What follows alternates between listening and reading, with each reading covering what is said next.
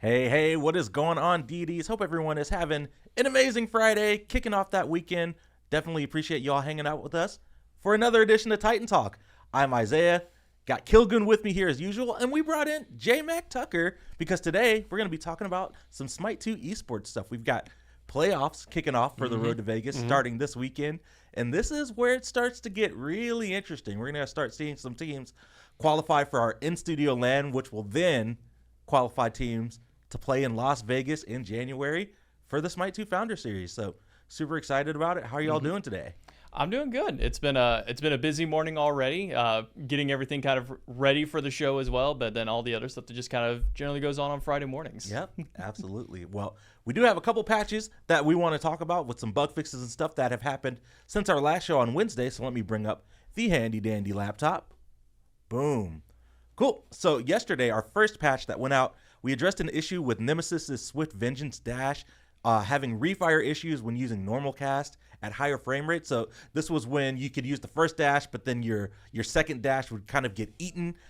If you're still experiencing that issue, please let us know. That was kind of a temp fix, not necessarily a temp fix, but we implemented a fix that we think will address the issue, but we're not 100% positive. So if you're still experiencing that as of today, please let us know, and we will continue to look into that. Yeah, it's an interest. Game development is it's hard. It's very difficult. And I saw a tweet recently with the No Man's Sky folks breaking down like the number of different versions of the game that they have had to do, and this was one of those issues that only manifested on certain people's configurations. And I don't think we had a single computer in the studio that was showing it, but we were able to diagnose it with some logs from other people's computers and put out a fix and believe that it should be fixed for those people, but it's just, not showing up in-house. Yep. Next up, we addressed an issue with Lifebinder plus the Morgan causing an infinite debuff effect. Again, if you're still experiencing this issue as of today, please let us know and we'll continue to look into it, but we think we've got that one wrapped up. We fixed an issue with Prophetic Cloak internal cooldown still being at 8 seconds. That got buffed. It should be 5. So we fixed that issue. And now it is. Yes. We fixed all tiers of an achievement unlocking on Steam when you meet the first tier requirements. We made draft lobby highlighting for gamepad change / roll player actions much clearer with an arrow and a gold glow. So if you're playing on console or with controller, you're just going to have a lot more clarity on that ranked pick ban screen. Fixed an issue with Kepri. Gameplay UI tags were incorrect and missing, and base stats were incorrect with basic attack damage. And then last but not least, we fixed an issue with a typo on the end of match lobby for worshippers. So, yeah. I wonder if we actually did, because we spell it oddly. Yes, we do. I wonder if we actually changed it back the way it's not supposed to be. Yeah, I think that's one of those words where it's technically correct with 2 P's or 1 P, and I forget which version we use. Yes, yeah. I don't remember. But we'll look at that after the show. I'm looking at that, and I'm like, I feel like we used the 1P version. Yeah. I don't know, I have to take a look. I feel like it becomes like that Mandela effect where like you've right? seen it so much that you don't really think about it, and then when you see it, like the opposite is like, wait, is that right? I don't know anymore. Bernstein Bears versus Berenstain Bears. Yeah, dude, that one got me. I really thought it was the other way. Yeah. So. All right, next up we had another patch go out yesterday with just a couple things. Addressed an issue with Kepri's Ultimate Scarab's Blessing where gods were stuck constantly reviving, and I believe we actually saw another case of this post hotfix, so we are still looking into this.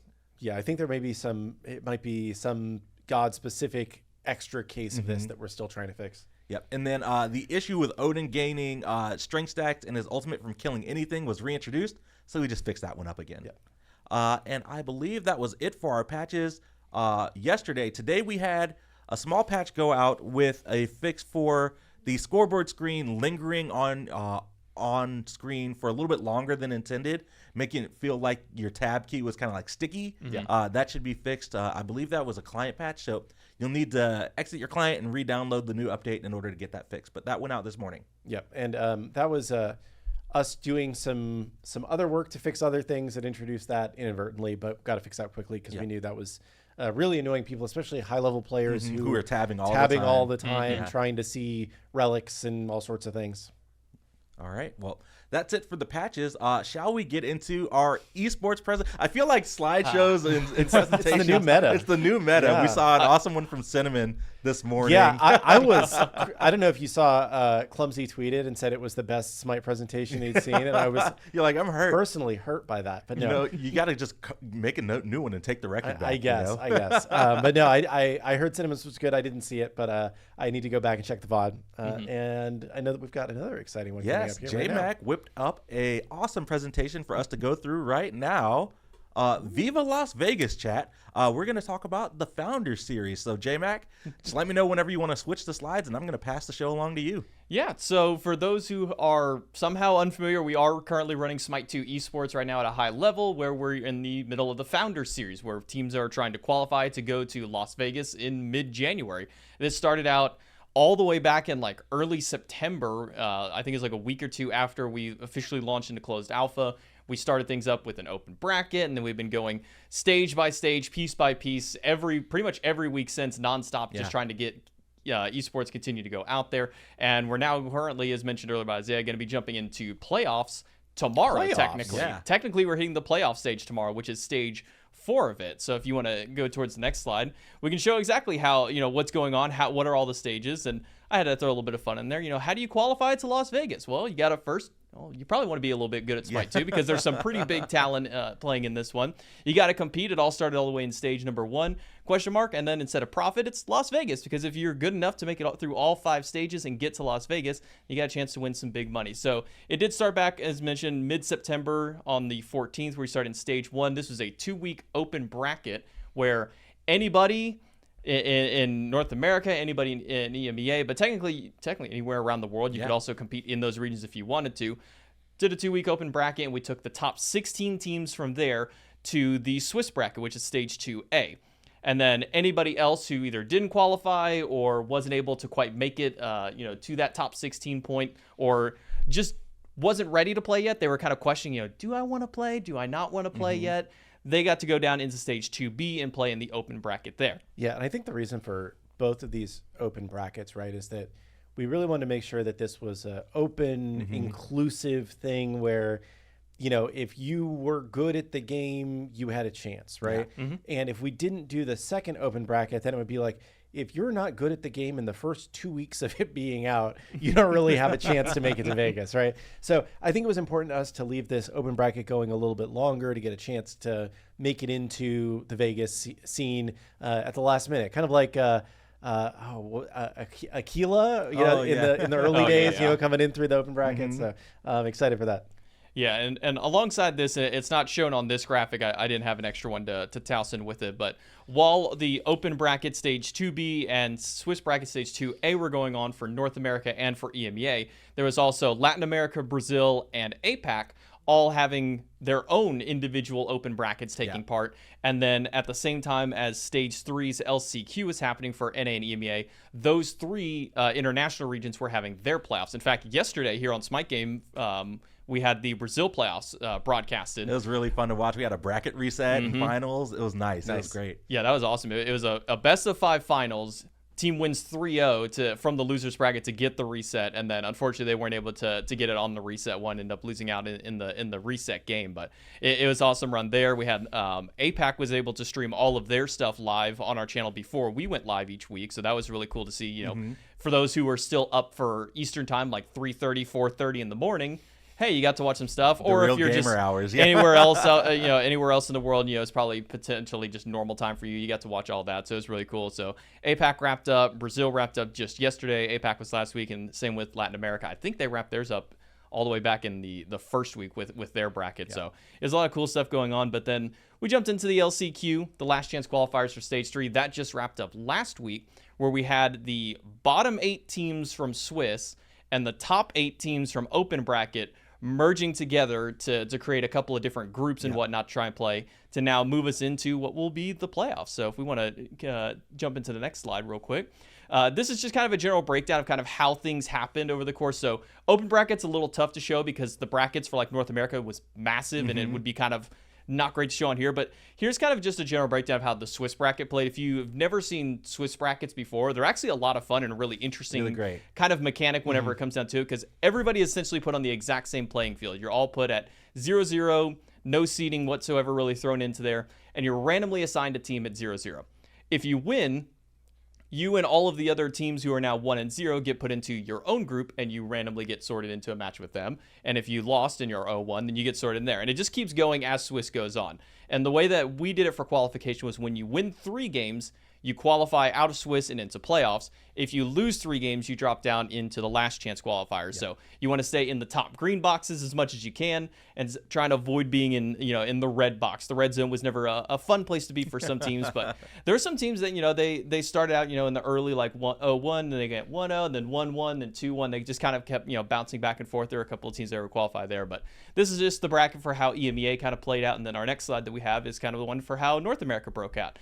And for those who are looking at this and are going, I don't recognize a single team name, what do any of these mean?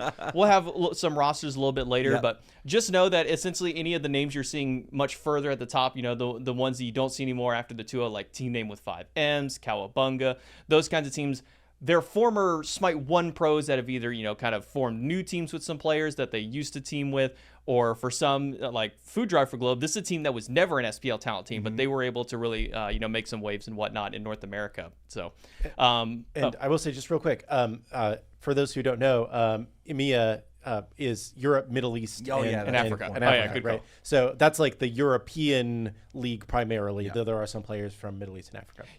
Yeah, that's good. That's a good one. And that's something that I think a lot of other esports had already kind of adapted ahead of time, and we were maybe a little bit late to kind of jumping on that similar trend. But that's what the EMEA stands for. If you ever wonder, what in the world is that? Yeah, it's the Europe, Middle East, Africa.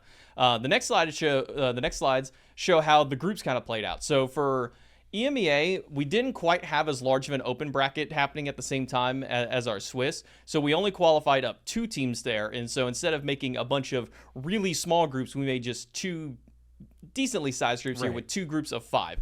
And of these, we end up qualifying the top 3 from each of those. So the teams that you see inside of the red boxes on both of those are the teams that we end up qualifying to the playoffs around. That's going to be happening this week for both these 2 teams. So you can see the Supla Still Chaos, Mega Plumbers, Project Win from Group A, Titans Reloaded, Old and New, and that's Threat Level Midnight, but we shorted TLM because it's just such a long name sometimes to fit in the middle of everything. And then the next slide shows how NA was done, and this is kind of how it was originally going to be for both regions, but as mentioned with EMEA being a little bit smaller, we couldn't bring as many teams up. This one was a 16-team, 4 groups of 4 teams, and we qualified 2 from each of those ones forward for North America. So you can see Garf's Goblins and Gote 5, Yummers and Father's Day, Kitty Party, Mr. Play-by-Play, and Buff Uller and Roll the Dice. And remember, these are team names that they came up with, so some of them are a little bit sillier. Some of them, it just kind of depends and whatnot. So it's been a lot of fun, and seeing which casters prefer to say or not say certain teams has always been really funny. Like, there was a moment where, Charlie was like, you'll never catch me saying yummers in the middle of a cast ever, but thankfully for him, he didn't end up getting on those games, so he didn't have to worry about saying those ones. But it's been fun so far. But this was the wrap-up of the LCQ. This is what kind of finalized this last Saturday and Sunday. And then that should now lead us, I believe, into our next slide. There we go. Which is, What's next? is next? What is happening next in the Founders Series? Well, starting tomorrow at 9 a.m. Eastern, we're starting a little bit earlier, we're kicking off the playoffs for EMEA. This is a double elimination bracket with 14 teams that are going to be taking part in all of this. And I think I have the bracket up on the next slide here. We're still currently finalizing the actual, really nice and pretty graphic for this. So you'll have to forgive me for pulling this one off of the Rally Here page. But this will be 14 teams that are coming in for EMEA. The top 2 teams, being Team Risk and Giovanni Giorgio, get a first round bye just because of how the nature of how brackets break down. There'll be 8 teams that came from the Swiss that already qualified, and then the 6 teams mentioned previously from the last chance qualifier. But only 3 teams out of the 14 get to come to the in-studio LAN. So we're cutting down a significant amount of the field. Less than 20% basically of the field is going to be joining in. So I guess the best way to think about this is all of the stuff before now was kind of preamble. It was all setting the stage for this playoffs that shows the 16th and the 23rd for Europe, right? And 3 teams are going to be left standing from this, and those are the only 3 teams that have a chance to go to Vegas. Right.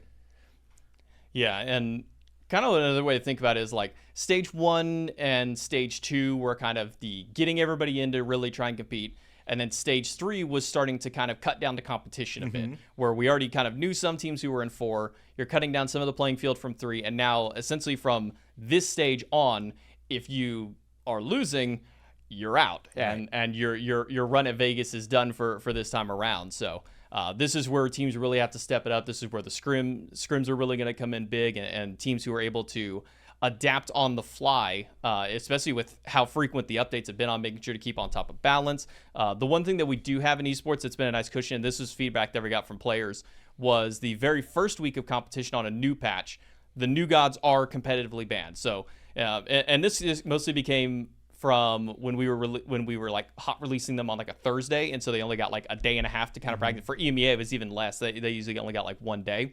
So we took that feedback and we've kind of actioned out to where a new god won't pop in. So, when this update came in this week, so like Khepri, Izanami, Nemesis, they won't be available this weekend, but they will be for week 2. So They get that extra bit of time to really practice in here.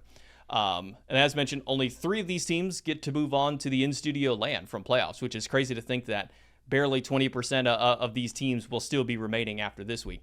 And then it's very similar for North America on the next slide, which is a 16 team. It's 8-8 from Swiss and LCQ. Similar for them, top 3 teams will qualify to the in-studio LAN.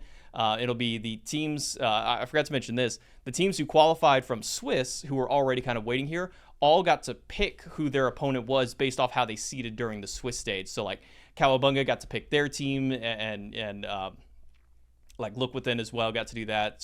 Food Driver, pretty much everybody who's on the top side of the each individual matchup, they got to pick who their opponent was going to be all the way down. So it makes it really interesting because now it's kind of that pick your poison moment. We've seen this at Worlds before where someone's like, we're confident we can beat you guys. I think this happened, it was the Leviathans at season 9, I want to say, against the Titans, where they picked the Titans thinking, oh, we got this, no problem. And then the Titans just ran right through, and it was easy peasy for them. So it creates some interesting challenges and dynamics there. And even I think in EMEA, we have a couple of teams who are like battling against another team for like the second or third time even throughout the course of this event. So it's really starting to get some of those, those like grudge matches kind of popping in.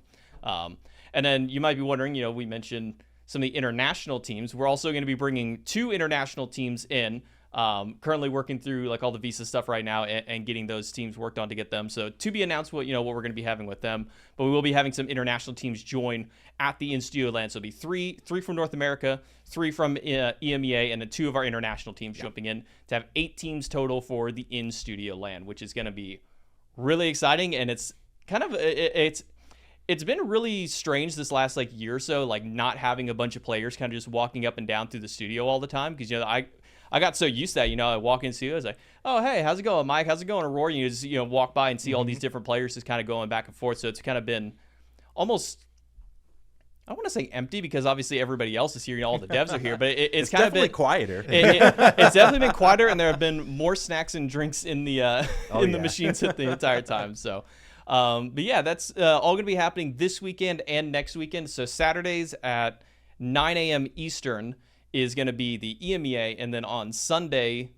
at 11 a.m. is going to be when North America. So it's that 2-hour difference, but that's just because the later we start in EMEA, the later it gets for them, and some of these matches could potentially be going a really long time. Because these are all best of 3s, right? Yeah, these are all going to be best of 3s. So we had, I want to say it was last Saturday during LCQ, we had 4 best of 3s, and 3 of them went the full distance. So it was like, we started the broadcast at like 11, which means that we started our day kind of like at like 9:30, 10 o'clock to kind of get things going.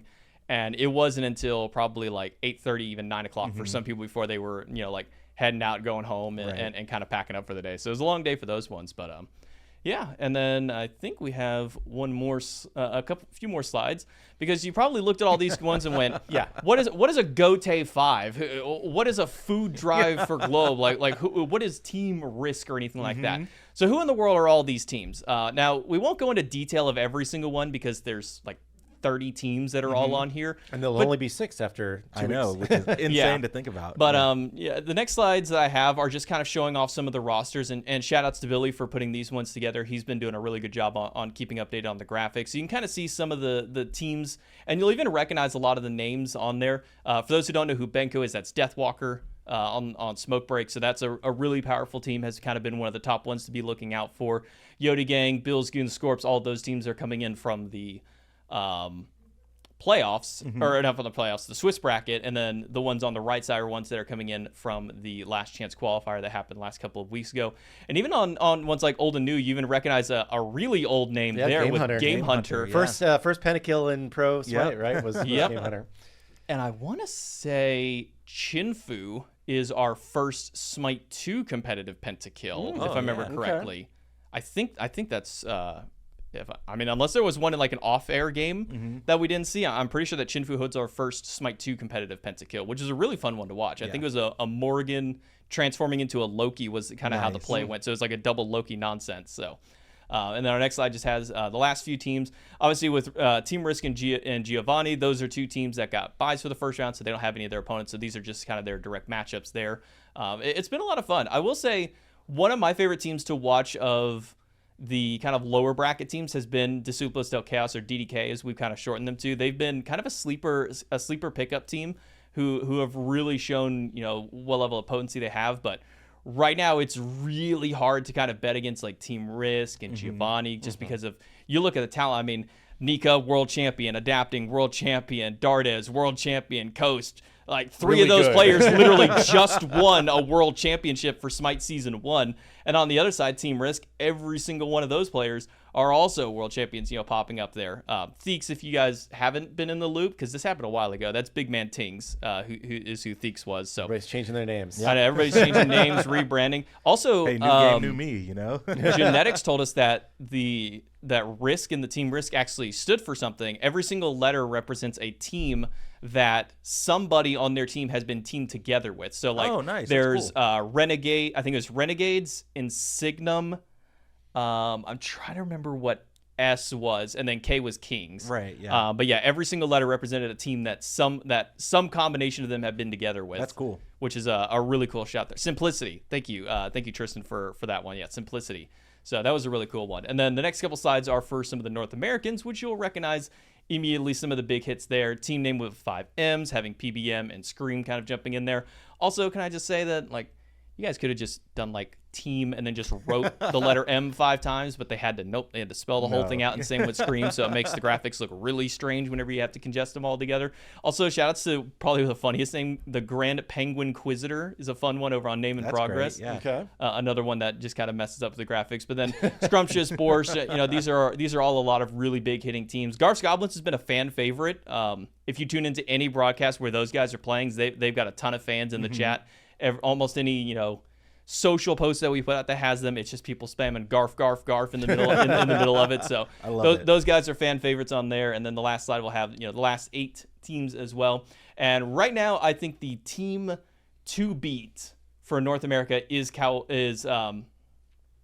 Cowabunga. I think it's the wrong names for that one though. That is the Panatom, Solar Troll, Paul, Aurora, and Yarkor rounding for that team. So that is the team that everybody is looking to knock out for North America's, because so far over the course of all of Smite 2 competitive, they've only dropped a single set. And unfortunate for them, that was one where it was kind of out of their control. They had a player unable to get back into their game. Outside of that, nobody has really been able to go truly toe-to-toe with Cowabunga, except for maybe a single game 3 set. Right. So these are the guys to beat for North America. Team Risk is the ones to beat for the side of EMEA. I think all eyes are really going to be going their direction for there. But I think the last slide, just to kind of show off again, is just the road to Vegas, just to show off everything and to kind of just keep it as a nice little background piece for people who are kind of unfamiliar with how it goes. But yeah, it's been full steam ahead ever since September 14th. Been my birthday. Been no breaks. No breaks since that point. Our first break will come after playoffs because it's going to be a holiday then. We end and then it's Thanksgiving that very next week, and then we get a couple weeks till the in-studio land, and then about a month until we hit the Vegas land. So it's going to be big. Yeah, it's this is really the road to Vegas has been long and winding, but we're in the final stretch now, right? And so if you haven't been watching so far, this is a really good time to dive in and start to see how the team's develop over these next 2 weeks, in this double elimination bracket that's going to get us down to 6 teams plus the 2 from the other regions that are coming out. and then there's the 8-team LAN, and then we're Going to Vegas. off to Vegas. Yeah. So it's pretty exciting. I know if you're not an esportsy person, maybe this is a lot and overwhelming. I would say like just tune in, watch a game and see what you think, right? And I will preemptively answer a question like, why the hell do you guys care about esports for a game that's in alpha, right? Like this game is super early. Like why should we care, right? And for us, it was important to care about esports from the start, because if you're making a game that is competitive, that has competitive ambitions, right? Like it needs to be tested in that kind of a setting, right? We need players that really care and are grinding out, finding every advantage they possibly can to show us where the game works and where it doesn't work, right? And we also, as a dev team, need to be thinking like, okay, this is going to be an esports game. We're going to, or, we have the intention of making it an esports games if the community cares, and we're going to be broadcasting games for it and whatnot. What do we need to do that, right? So that's led to a lot of improvement in the spectator over the past few months, with a lot more improvement planned before Vegas, hopefully, if we get it all in. So I think thinking about this now is what leads us to be able to have a strong esports scene going forward, right? So even though it maybe seems a little bit early, and I can totally appreciate those arguments, right? You got to start sometime, and we would rather start too early than too late, and help foster the community as it grows. So tune in this weekend, watch a few games. If you have a 2-monitor setup, I used to always have like SMITE Pro League on one monitor, and then I was playing on the other monitor. Now I'm chasing a toddler around usually on the weekend, so I'm not playing as much on the weekends. Throw it up on the TV in the background. I do actually. That's what I do. She was my baby was born very shortly before SMITE World Championship one year, and like I have like me holding her as a newborn watching the SMITE World Championship, right? Like start them early. Yeah, no, definitely. Like but I would say like esports is really fun. It's like any kind of sports too. Like the more you start to know the people, the more interesting it is. You get invested in those storylines. Exactly, right? And I think the thing that makes esports even more interesting than normal sports is, to me at least, is that you can follow the people and get to know them a lot more than you can like I'm never going to meet LeBron, right? Like I can pay money to see him on a court, but I'm never going to like be in a pickup basketball game with LeBron James, right? Where I have had pros in my SMITE games, right? Just like randomly queuing, not, stuff we're doing at the studio. Leviathans used to hit the arena queues. Yes. Oh yeah. And I'm just like, why are you all here? Yeah. They win world championship and like 3 a.m. that night, they're like, all right, I'm just gonna queue some games. It's like, what are you guys doing? You just won worlds. Like, why are you still playing? Like, take a break for a moment. Billy says he has dunked on LeBron at Piedmont Park. So apparently we're just not as good as Billy. But no, I like the fact that you can play against these people in the game, the fact that you can watch their stream and talk to them and they'll respond to you. Like, I don't know. I love competition. I'm a big sports guy. I'm a big esports guy. But I think that the level of connection that you can have with the pros and with the scene and the way you can follow everything is just so cool in esports. And I think that SMITE is a great community built that has a great esport as part of it, So like the vibes that you got at SWC were always amazing. And I hope that we build that with SMITE too. And it kind of really all starts this weekend, which is why we want to bring JMac in here to talk a little bit about how we got here and, hopefully get a few people excited to tune in and, watch some games this weekend. It's not just that. I mean, really the biggest change that's also happened from SMITE 1 Esports to SMITE 2 now has been like kind of the scrim culture. Because like when you would try and talk with pros in SMITE 1, you bring them in before a game, you interview them. They're like, I'm not going to tell you a single thing about my strategy. Like, I'm not going to tell you a god I'm playing. I'm not going to tell you what I think about that character or what's going on.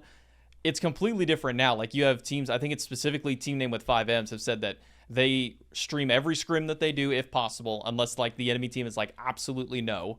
And then they're streaming their games as they're playing them live. They're keeping on a stream delay, obviously, because, you don't want some enemy player to be watching their, ghosting and trying to snipe and whatnot. But there's been so much more openness about the competitive side. Players are answering questions. They're just giving their honest thoughts about it because the game is evolving so much faster now than it probably ever has over SMITE 1's course. SMITE 1 would be like, hey, here's a patch, and then 4 weeks later, here's your next one. Right now, it's like, hey, here's a patch. By the way, here's another one. By the way, here's another one. So it's just like things are changing, and so much more is getting added so rapidly that it's just like, it doesn't matter. There's nothing to hide because by the time you develop something, it's already moved on to the next thing. The next round of gods around, and that's already maybe cycling out some of the old ones, or the old ones are maybe becoming more relevant now. For example, Sobek was already pretty powerful. Khepri's going to be coming in. Sobek is somewhat of a counter to Khepri now because of having that execute. So it's going to start creating more interesting dynamics that direction. So it really just, as a viewer, it's been a lot of fun to watch. I've kind of taken a back foot on the actual casting aspect of it and now run more of the social. So it gives me more times to really just watch the games. I've got them up constantly over the course of the weekend, grabbing clips, putting them up on social for it. And it just allows not just me, but anybody else who is there and just engaged to really kind of get to know the players, get to know their stories, and just really get to watch the game at a high level because these are some of the best players that our game has to offer who are now making it through, and especially when we get to the land stage, those are the best players who we have here in Smite 2 to really try and showcase what the game is capable of at that high of a level. And just to answer a couple questions from chat real quick. So the stream starts at 9 a.m. tomorrow and runs pretty much all day. And I believe the same thing on Sunday. It'll be 11 a.m. on Sunday. 11 a.m. on Sunday, so you can sleep in a little bit on Sunday. And then same thing following weekend. Yep. So just whenever you wake up, turn on the stream, there'll probably be esports going. The other thing, as JMac said, is that a lot of these players are streaming their own perspective. So if you just go to the Smite 2 category tomorrow or Sunday, you'll probably see somebody streaming their perspective and can listen in on their team's calls if they're streaming them and whatnot, which is pretty neat. Yeah. So lots of ways to engage with it, and hopefully follow along, have a good weekend, enjoy some esports. Yeah. I will also say, I'm going to answer a couple other questions. The people have asked about the Zeus skin that we're giving to people that got tickets to Vegas. I'm pretty sure we tweeted out a concept of that, didn't we? I think we did. I think we had it at some point, but I'm not 100%. If we haven't, we have a concept for it. Right. I wonder if I can pull it up. Yeah, it's we've shown off the concept, Billy says. So we can pull that up maybe as we're doing that. There was a question, will Worlds come back to Atlanta? I think we would love to have another tournament of some sort in Atlanta. When is always the question. I think the other thing that's hard about Atlanta is finding a venue that is the right size and the right cost and the right setup for esports. Running the event at the Cobb Energy Performing Arts Center, which is an incredible venue, absolutely gorgeous, was stupidly expensive, I would say. Lots of very weird things that we had to do to run an event there because of it being a really nice performing arts center. We had to put up a big thing to protect their artwork because their artwork was $1 million valued piece of art, and just all these weird extra costs that went into it. We're not hopefully Smite 2 is huge and we can fill the State Farm Arena or something. That'd be sick. But most of the venues in Atlanta are either really big or really small, and the kind of mid-size venue, which is what we need to hold a world-size event, there just aren't many venues that we think are good setup for esports. But we would love to bring esports back to Atlanta. We have talked to a lot of venues, and it may be something that we do in the future, but can't commit completely. And there was one other question I was going to ask. Or answer. When will band count increase? What total god count?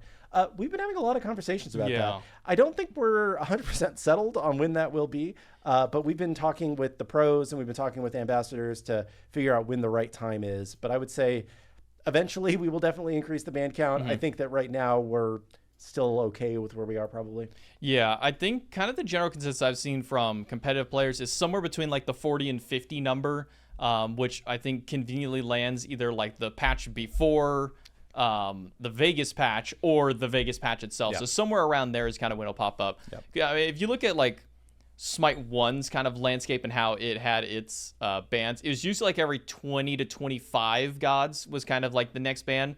Usually kind of keeping it at roughly around that 10% number of the cast kind of as a band. But once it got past 100, it kind of just stayed at that mark there. So there's a lot of back and forth. There's been internal discussion. There's been pros who have talked about it. There's some saying just keep it at 1, just let things kind of fly for now. There's been some who have said, we need to get one in soon. There's just a lot of talk. So no hard date or real answer for something like that one.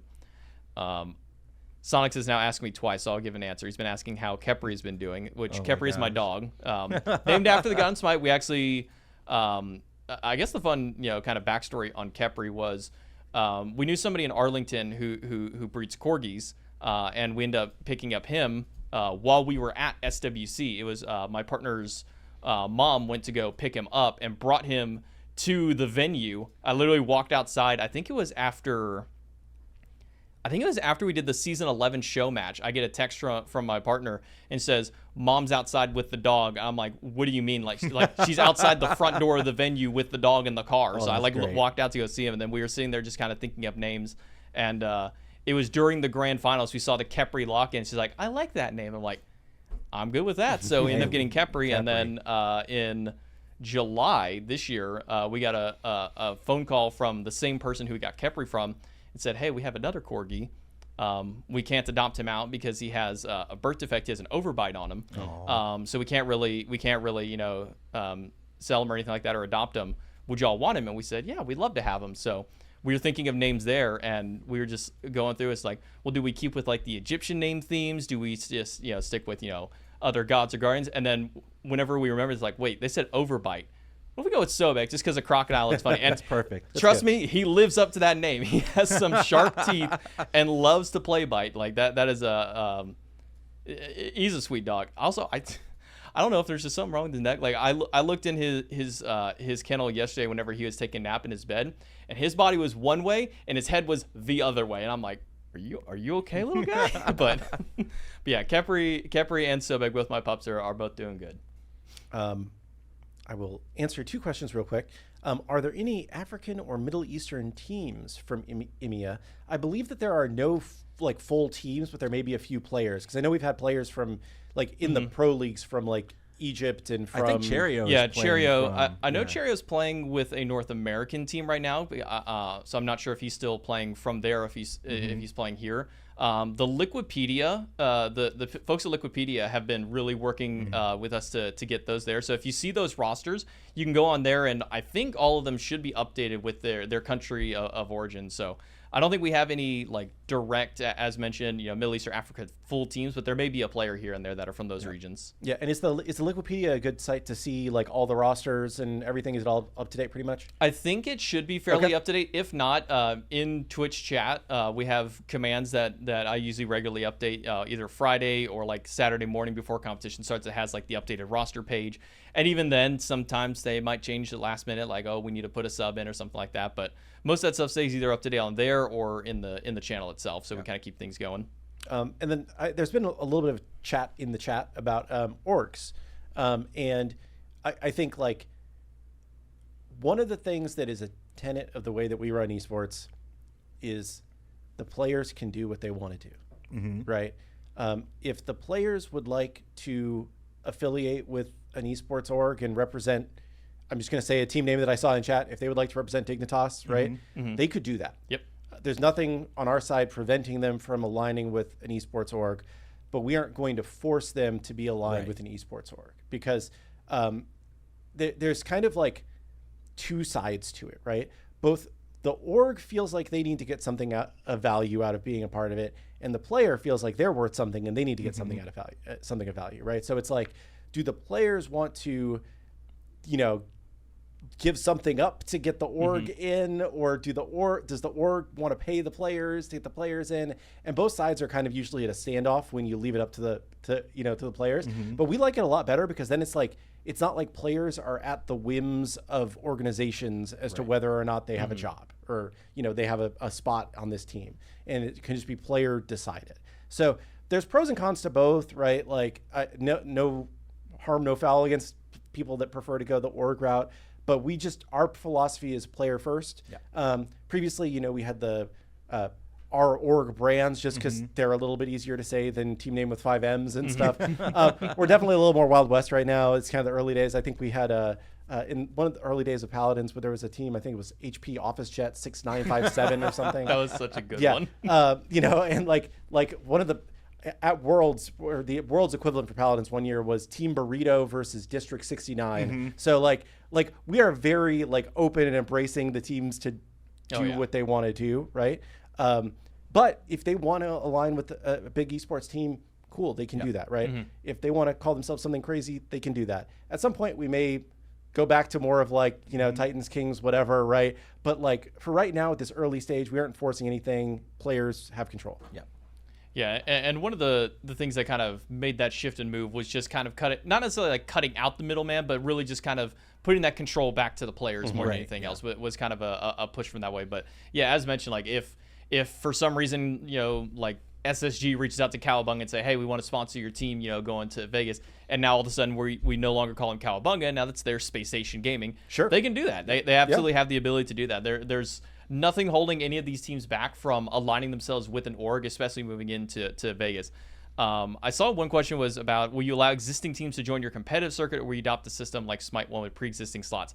As of now, no new teams can join just because we're in like the elimination style of phase right now, but they're still up in the air for what's going to be happening, kind of post-Vegas and whatnot. A lot of that is still currently in the works. But this one specifically was just anybody is open to join from week number 1, and you essentially had like 7 weeks to kind of find a team, get in the get in the circuit, try and play. And if you couldn't get in there within the 7 weeks, then that's kind of your cutoff point by then. You gotta lock it down at some point. Because as of the last 2 weeks, it's pretty much just been the elimination style. Here's all the teams that have been playing. Now we're cutting it down, and then we're cutting it down again, and then even further so whenever we get to the in-studio land.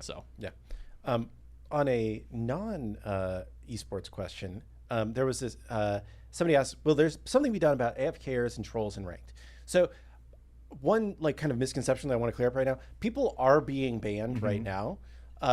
We just don't have the message in game to tell you that somebody you reported has been banned. But there are bans that are going out all the time, and suspensions and bans. It's kind of they go hand in hand.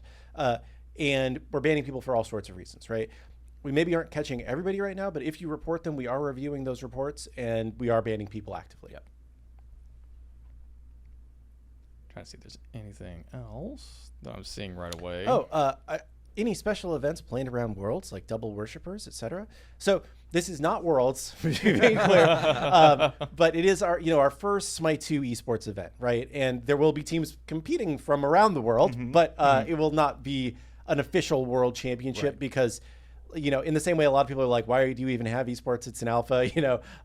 We're like, well, it's still an alpha. We're still building up to our first true world championship, right?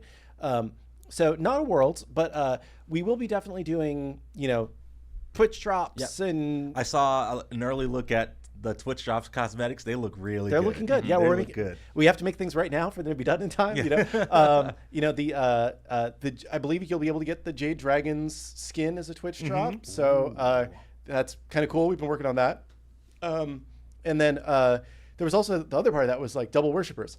We have been working on the tech to do a double worshippers event. So watch our social media event. Yes. You will not have to wait until Vegas to see a double worshiper event in SMITE 2. So it was not that hard of a tech, and we were able to squeeze it in. So exciting that we'll be able to turn that on as a fun thing.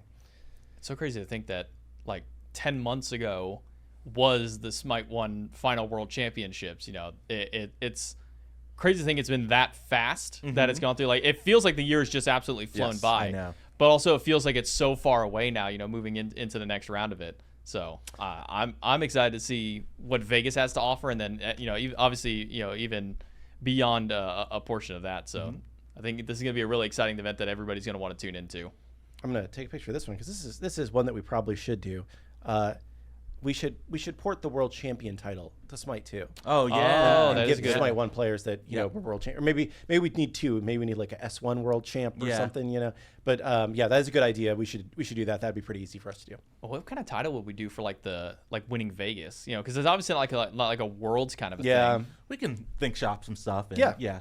High roller special. Okay, hold on. Okay, you might be cooking. Chat, okay. we need a concept, some ideas for a big title.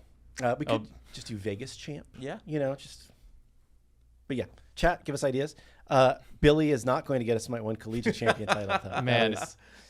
Billy and the many others who, over the course of my casting career from collegiate, have all been asking for like collegiate titles and whatnot. Back when we did AVGL in like 2016 onward and whatnot, that a lot of them asked about stuff and titles and stuff like that as well.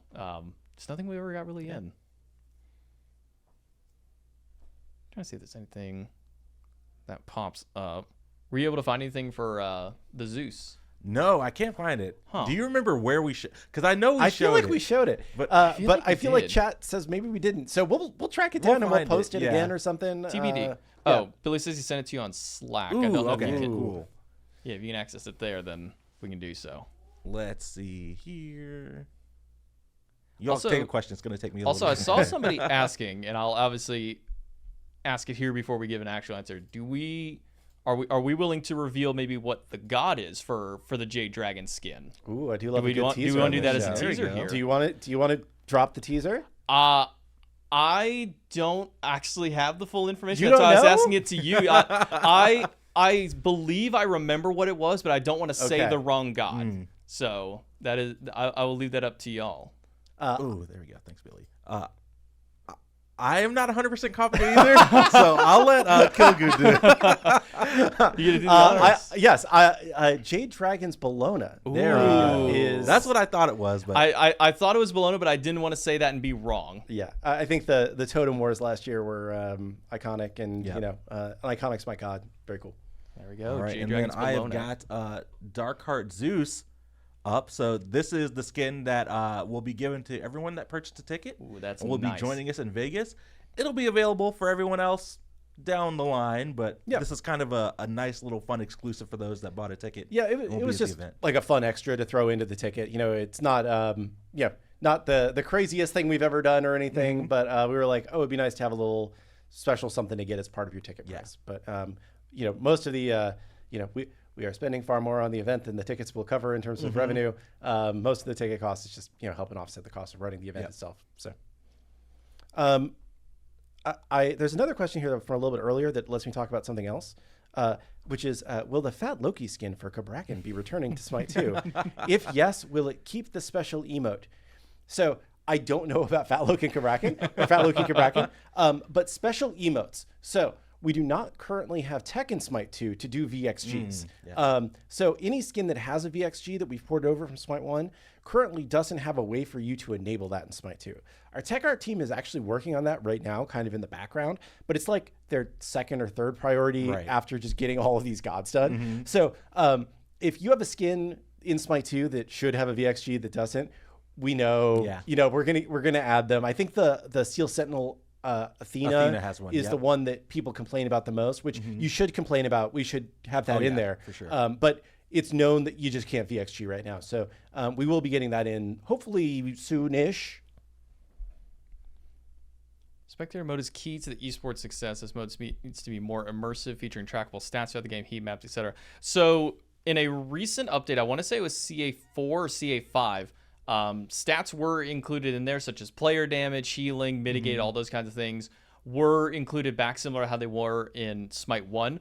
For things like heat maps and win rate analytics and things like that, those are things that are usually done outside of the spectator mode itself, and are things that are kind of pulled from like the API and into internal and external sources in order to get that. It's been something that people have asked for a while. It's just a matter of finding good ways to implement them, making sure that we can actually kind of fully track those here, especially in Smite 2. I know that like in Smite 1 we still technically have, and I think even for Smite 2 we have to some extent of it, a massive internal database that has like every single player that's ever played a competitive game or a competitive match from like SPL, the SCC, the SCL, SML, all the different leagues that we've hosted. All those players are tracked at some point in our database, and you can even look back and be like, yeah, like Barracuda's got like 118 games on Jingwei. You might not be able to pull all those individual 118 games up from there, but like there's internal database where we have a lot of that kind of tracking stuff, and we usually kind of put a lot of that on display. It's at least a large internal talking point that we have there. But for anything outside of that, like as mentioned, like heat maps, win rate analytics, that's a lot of stuff that you do kind of outside of the spectator itself. Spectator client is primarily to show you the game from the top down, so you're not watching a third person POV the entire time. But adding things in, and the current plan is that, assuming that all things go well, is that Spectator will be at the same level that Smite 1 ended on by the time Vegas is coming around, or very close to it. So it should be as close to Smite 1 parity as it was prior. Each update just kind of adds fingers maybe crossed. a little something in each time. one of the rules of being on the show is we try not to overpromise. Yes. Yeah. Yes. Trying to. Yes. Yeah. No, but we're definitely like working really hard. We have dedicated people working just on Spectator because it's so important. But Yeah, it's we always will- the asterisk. Yeah, we will do our absolute best to get it as amazing as possible. Yeah, that's the goal. The goal may move left or right depending on kind of how things play out and how much stuff changes and whatnot. But Yep. that is the goal with it. Oh, I had a question and then I lost it because I scrolled. Somebody else take a question. Sorry. I am currently. Oh, real quick. When will Joust be added? That's on track for kind of the January timeframe. And is the plan to have all of the January Wave 1 gods playable at Vegas? The reason why we presented that in the Wave 1, Wave 2 is we're just kind of not sure how far along we'll be and where we'll be at to be able to deliver these to the pros. But our plan is that in December, middle of December, they will get access to a private server that will have some number of unreleased gods that are going to be available for Vegas. So they'll be able to practice with them for a month. If I was a betting man, I would bet that it is the Wave 1 gods. But it may be a couple of the Wave 2 gods, or maybe not all of the Wave 1 gods if there's one that's coming in a little hot and we want to make sure people get the full time to practice with. But it's a fair guess.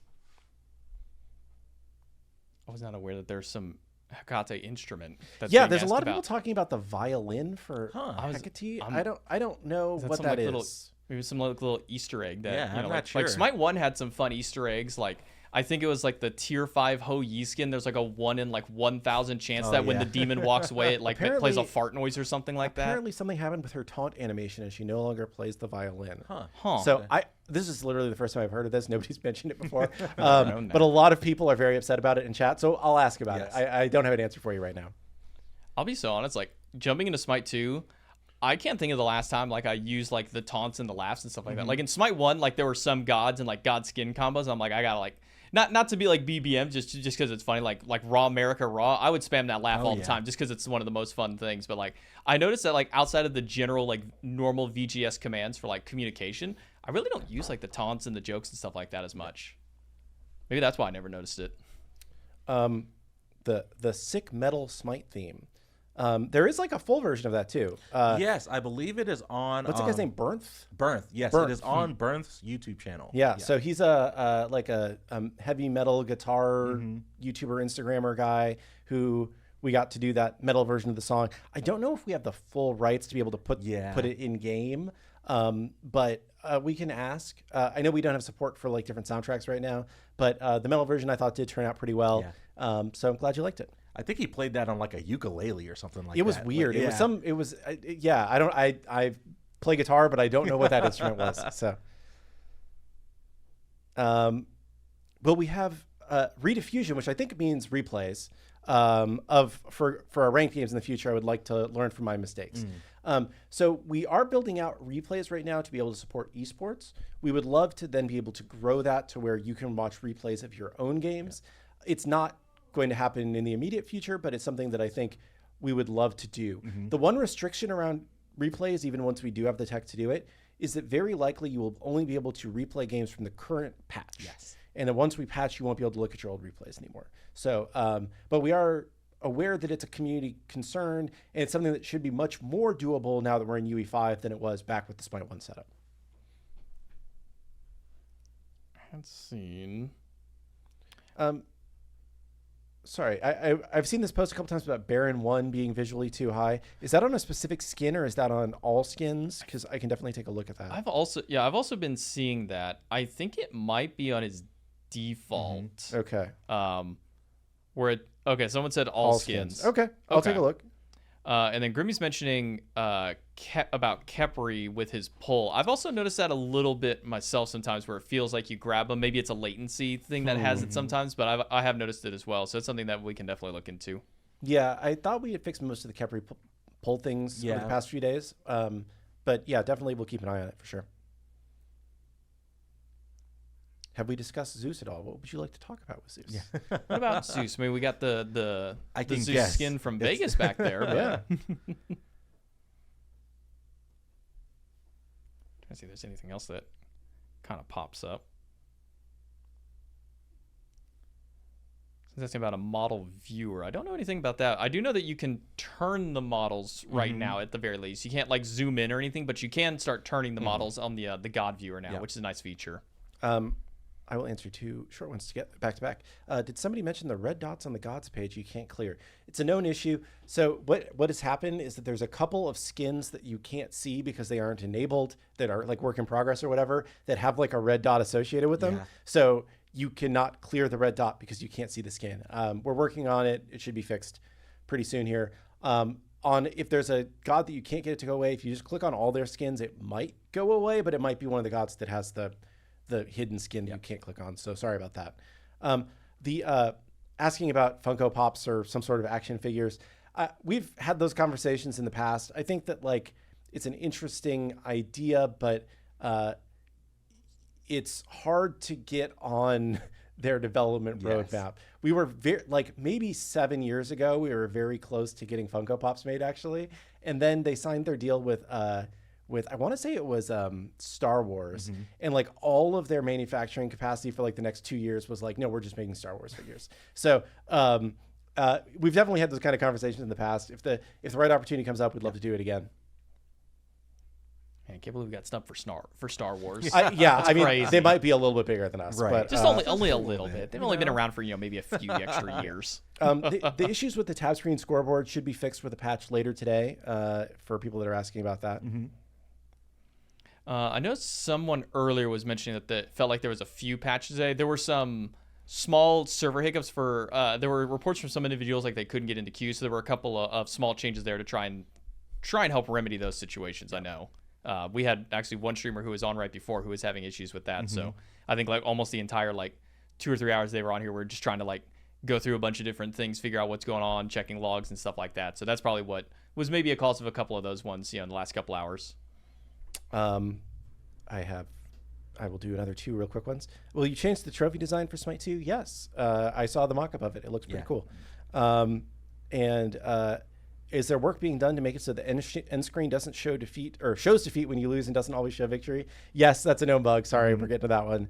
And I had another one, but I don't remember what it was. Oh, it was, are we planning to create more cinematics for Smite 2? So I would say at some point we will probably make like a 3D CGI cinematic for Smite 2. But I would say it's less of a priority for us right now for a couple reasons. I think the first reason is that the industry as a whole has largely decided to move away from cinematics being as important as they once were considered, right?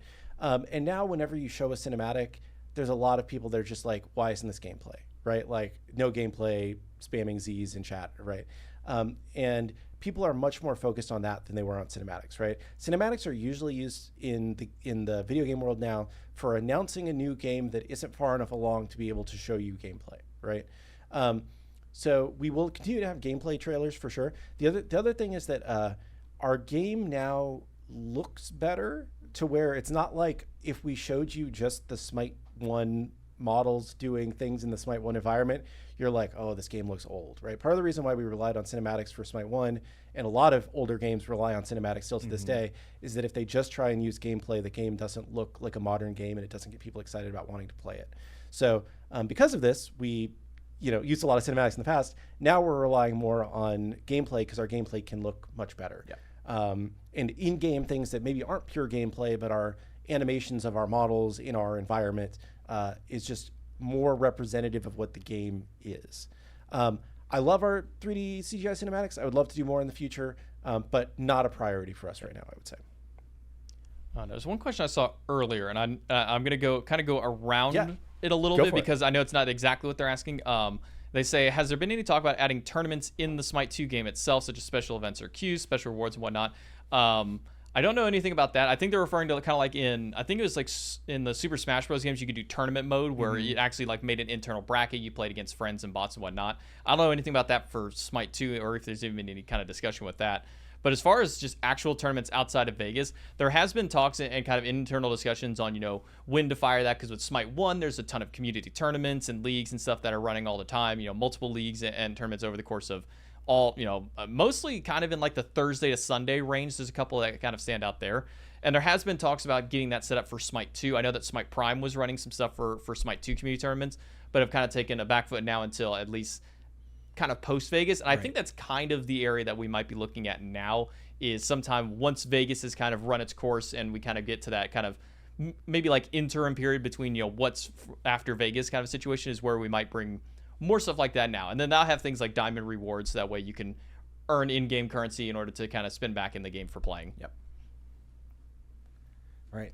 We're at 2:01, so one more question. Dun-dun-dun. So we take one more question. Yeah. Each of us, and then we end the show. So it works. Only one? Not Only two? one. You got to pick one. I usually take two. Okay. But Oh, man. Okay, one more question. This doesn't count as mine, but Camille, we did answer the band's question earlier. We're not sure yet when we're going to be adding new ones in just yet. Let's see here. Are new cross-gen skins still coming to Smite 1, or is that going to stop once the currently finished skins are released? So there's several categories of that. So I will kind of try and break it down the best I can. So cross-gen skins that are currently in Smite 1, I believe there might be a couple more that are finished or almost finished that we're going to wrap up. And that will probably be it for new cross-gen skins. It's additional work for us to make new cross-gen skins. And pretty much all of our cosmetic pipeline is focused on making gods for Smite 2 right now. And then once they're done with that, they're going to be making some skins for Smite 2, right? I would say there will be more Smite 1 classic skins that are brought over to Smite 2 in the future that are available for Legacy Gems only. And all of the outstanding cross-gen skins that do not have a Smite 2 version yet, we are still working on, and those will be done hopefully in the early next year, I would say. So everything is definitely going, and we should have more skins coming to Smite 2 eventually, but it's just not been our focus right now because we're focusing on CODs. Yeah. But like I said, in terms of Smite 1, once we get done with this current wave of cross-gen skins, probably not anymore on the roster. I'll use my one since it's somewhat esports related. Do we know if Jade Dragon's Bologna is going to be a Smite 2 cross-gen skin? I don't know. I don't remember. Yeah, I'm not sure either. Yeah, sorry. Oh, unfortunately, we don't have a full answer for the question. Yeah. We'll get back to you whenever we do know. Yes. Let's see. I still have to pick a question here.